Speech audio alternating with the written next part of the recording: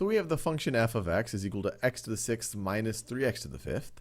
And we want to know over what intervals is f decreasing.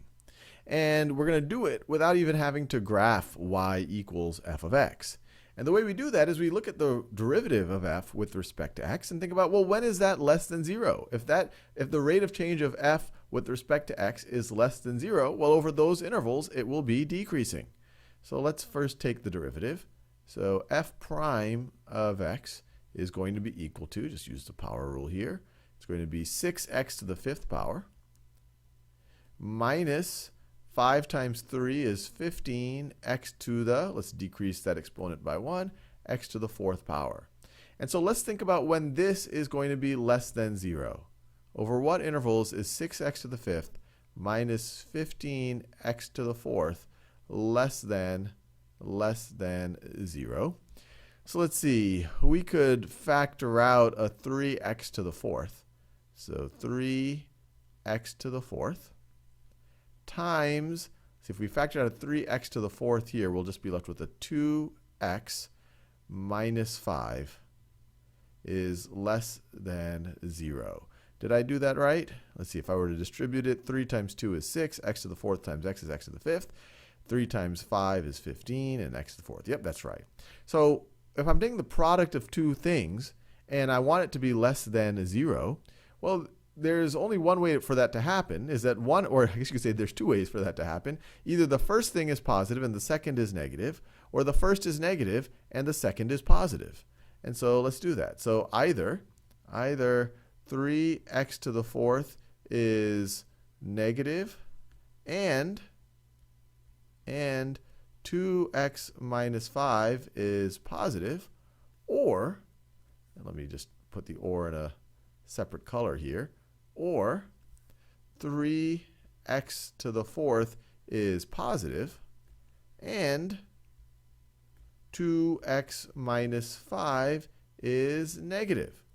So let's see, this is x to the fourth, 3x to the fourth being less than 0. Well, if we divide both sides by 3, this is just going to be x to the fourth needs to be less than 0. And is there any way for something to be to the fourth power to be less than 0? Well, we're assuming we're dealing with real numbers here, and any real number to the fourth power is going to be greater than or equal to 0. So it's actually impossible for something to the fourth power to be less than 0. This thing is never going to be less than 0. So we can actually rule out this first case. So we can rule out that first case right over there. And so we're only going to worry about this case. So 3x to the fourth being greater than 0, well, that's going to happen as long as x is not equal to 0. So this is, because for any other x, this is going to be true. X could be negative. You take it to the fourth power, multiply it by 3, it's going to be greater than 0. So this is really just the condition that x cannot be equal to 0. And let's see, the second one, 2x minus 5 less than 0, that means 2x is going to be less than 5. And then x is less than 5 halves. So as long as x is less than 5 halves and x is not equal to 0, this thing will be decreasing. So if we wanted to write it in terms of, intervals, we could say x is, let me do this in a new color just to ease the monotony.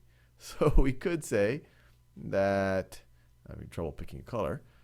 So we could say that x is less than 0, or 0 is less than x is less than 5 halves.